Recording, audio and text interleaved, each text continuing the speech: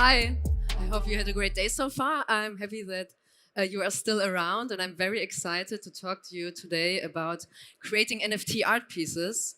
I am Ariane. I have a studio in Berlin called Good Vibes Berlin, and I'm freelancing since 2017. And before I was working for the biggest television company in Germany called Pro7 Sat.1, where I created a lot of TV designs and channel designs, but for me, it's not really about the end product of a piece. It's always the same process. So I don't mind if the final product is a web design or a hoodie or a product design or a TV show. It's always the same process. I try to understand the brand, the customer. I try to feel the vibe of the brand, and I like to create all the things around it: the logo, the shapes, the animations, the fonts. So it all comes together and will be a perfect piece in the end for the customer that will use it. So, but today I will not talk to you actually about my commercial work. That's just a little piece I wanted to show you. I will talk to you about my personal work that actually led into NFT design, because I was always really much into art and drawing, and I was always very fashionable. And so when I started freelancing in 2017, I took a lot of time to go back to my illustrations, and I did a lot of digital illustrations. I would just do it for myself and put it on Instagram, because Instagram back then was the place where you could upload your designs, your artworks, and connect with other artists. And so yeah, I did all these character designs in my free time, and had great fun of showing them to the world, and just really did it for myself. And I also would go around the city and take pictures or go traveling and then draw my little characters in them to show people how I see the world, because I see always so much more. And this actually led to my first exhibition in 2017, where I would work the same way. It was at the Stroke Art Fair in Munich. And the Stroke is one of the biggest art fairs in Europe, so I was really happy to exhibit there. And I used the same technique. I worked together with a photographer, and I printed out his images, and I would draw my characters on them. And yeah, it was really a great thing to do that. And so I had a lot of projects I did like that. I created these two characters that are called Monsieur Dijon and his flying croissant. And I did a book, and at the moment, actually, I'm talking about a little book deal with these characters, but this was also just a project I really did for myself and put it out, besides all the commercial work I was doing all the time, and still working for the TV companies and other stuff. And I'm showing you this because what you see in the end is always the successful works, like success meaning people make money out of it, and in the end you always see that like, oh wow, that's cool. But there's always like years before that and doing other stuff that maybe doesn't turn into something. So this, for example, is a character I designed called Frida Berlin, and I thought, hey, this is such a cool idea. She can be the first illustrated influencer, and I will just take pictures of Berlin, where I live, and my second name is Frida. So Frida Berlin just can live on Instagram and be an influencer. And I accessorized her with bags and jackets and other stuff, and thought, okay, that will go crazy. But yeah, people really liked it and everyone loved it, but it never really led into any real jobs. And I did it for a year. And so again, one of the projects, yeah, that did not go too far. And then in the beginning of last year, if you remember, we had a pandemic. And I live in Berlin, and Berlin in winter is dark and sad. And especially with the pandemic, when you cannot go into restaurants or clubs, the only thing you can do is sitting in your apartment and thinking about the best way to kill yourself. So I thought, okay, it's much better to leave this country right now. And I said goodbye, I'm going to Bali.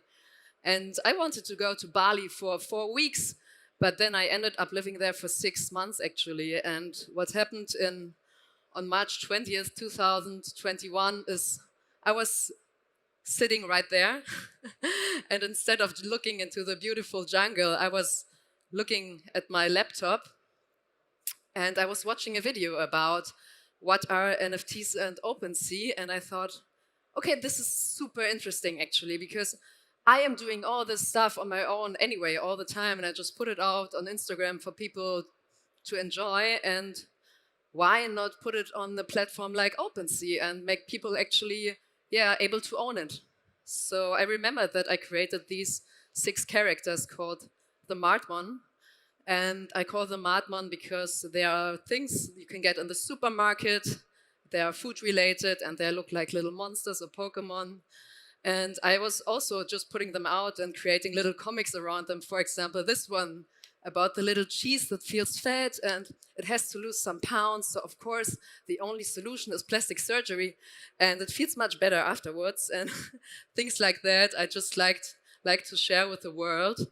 So I decided in Bali, okay, I will put them on OpenSea, and it will be a big thing. And what happened was super crazy because nothing actually happened for a lot of months. And many months later, in December, when these 6 little friends were still sailing on open sea, a lot of my friends were actually having wallets and they started to collect NFTs. So I just talked to some of them and said, hey, by the way, you collect NFTs, I have them. Wouldn't you mind owning one of them? They're so cute. And one of the friends I talked to was Tim Bengel, who is actually a really, really amazing artist, and I love his art a lot. And he's a vegan, and I had a little carrot, so I said, Tim, hey, wouldn't you love to have this Vegemon in your collection?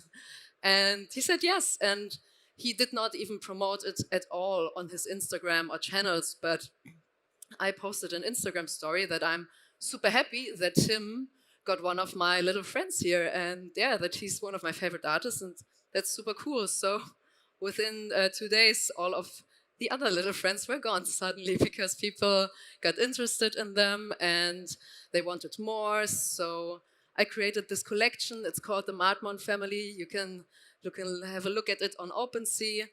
And I created 33 so far, and they are all reserved or sold at the moment. And I had to stop this project for another one, but I will create 100 in total. So come up to me if you're interested.